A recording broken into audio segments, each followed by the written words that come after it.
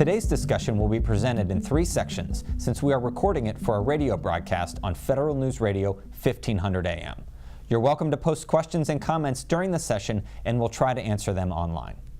I'd like to introduce our moderator, John Gilroy, host of Federal Tech Talk on Federal News Radio 1500 AM and federalnewsradio.com. Welcome and thanks for joining us. My guest today is Peter Tran, General Manager and Senior Director, Worldwide Advanced Cyber Defense Practice at RSA. How are you, Peter? Doing great. Can't be better. Tell you, when I read that title, you must be on a plane all the time answering questions all over the world for cybersecurity, huh? You know what? I probably should have just a dedicated seat for me on or dedicated plane. Or, you know what? We were just talking about Tran Air. Whatever happened to Tran Air. Well, we're right in the middle of Washington, D.C. here. And let's talk a little bit about the federal government. The federal government traditionally relies on CAC, PIV, and username and password for identification. This is a system designed for yesterday's threat.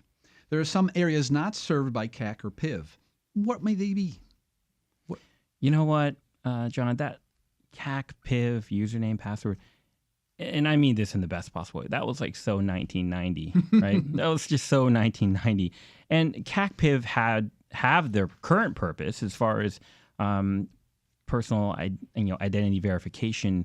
If you want to embed them and have very kind of single thread, single use for identity management, particularly in our authentication world too.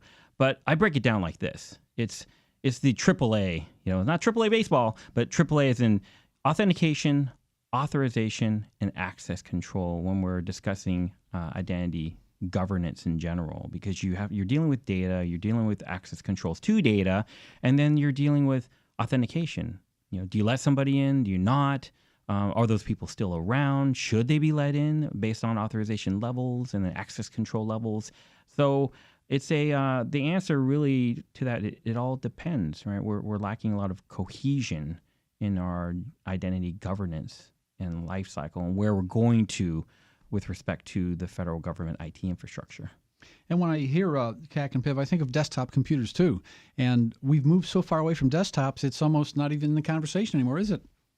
It's completely still a world where we are moving to our device to just present the data to us. And having a card and a reader and tethered to it, it presents a different type of attack landscape for our existing. And I characterize this as security arrested decay. And I have used that term a couple of times, but it describes this ability of an old infrastructure to sustain itself, but become quickly irrelevant and then start to chip away. And you can look at it, you can put it in a corner, you can try to preserve it, but we're transitioning, we're transforming the federal IT infrastructure backbone. Not just CONUS or continental United States, North America, but the federal government is a global infrastructure, and we have DoD employees and workforces overseas. We have forward deployed bases. We have retirees. We have it just is a spider web. It's more than just hub and spoke. I mean, it's a bigger challenge than we can possibly imagine now. So, Peter, let's take one of these A's, and the A I want to talk about is authentication. And so if you look at a desktop-based system and a server down the hall, now we have some kind of device accessing a cloud. So tell me about authentication and cloud-based systems. Authentication in cloud-based system, even hybrid cloud-based systems, it isn't as binary as what you've described, where you have a traditional authentication environment where you would have a credential, and then it would say yes or no, am I in or am I out? There's dependencies and cohesion dependencies in a cloud environment. When you're in virtualized software-defined environments, your authentications can sit anywhere. So you have a dependency for the data to then talk to another asset that's also virtualized to say, now you tell me if that credential is valid or invalid, then go talk to another asset to then perform if there's encryption or key exchanges or anything. So you have you've introduced 3 or 4 more elements in cloud-based authentication environments, or even better yet, cloud-based identity management environments, because it isn't you just have a physical asset you're trying to authenticate to. You're also seeking authorization and access controls across data containers that could be sitting anywhere. Yeah. Here we are in Washington, D.C. We got to talk about social media. I mean, it's all over the news. And what about social media accounts? You know, for example, the U.S. Central Command's Twitter account was hacked last January. You know that. And these traditional ways of authenticating don't work for social media. So what kind of challenges are the federal government have in this area? Social media presents two distinct arms here. One is a strict policy arm that says acceptable use. It's a blessing and a curse. Social media is the new digitized mind share everywhere. And you look in the current administration, it's people are holding their breath, right? What's next going to be out there in social media? But at the same time, it is not the system owned by the federal government. Any of them, not just Twitter, That's right. Snapchat, LinkedIn, you name it. It is a non-federal government system. So having the burden to have a federated identity management infrastructure for your social media account is a massive undertaking to even try to strike agreements. I mean, you can have federated agreements. You can have that shared level, but it's not true identity governance and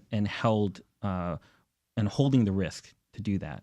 Now, this incident I referred to didn't reveal any secret documents. In fact, the documents that were revealed were publicly available documents, but it gave the impression of bad news, you know? And so even if you try to manage it correctly, just the impression of bad can impact a whole lot of areas of the government, can't it?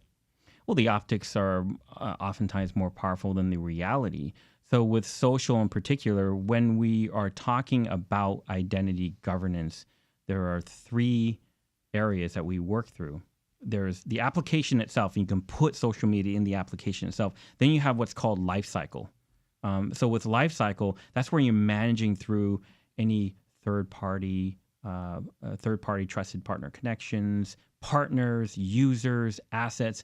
And then you have the governance side of it. Who ultimately is in charge of setting those controls, setting the thresholds, setting the governance, provisioning, deprovisioning, and allowing appropriate authentication, authorization, access control, and identity. Great. My guest today is Peter Tran, General Manager and Senior Director, Worldwide Advanced Cyber Defense Practice, RSA. I'm your moderator, John Gilroy, on the discussion Federal Identity Governance, sponsored by RSA on Federal News Radio 1500 AM and federalnewsradio.com.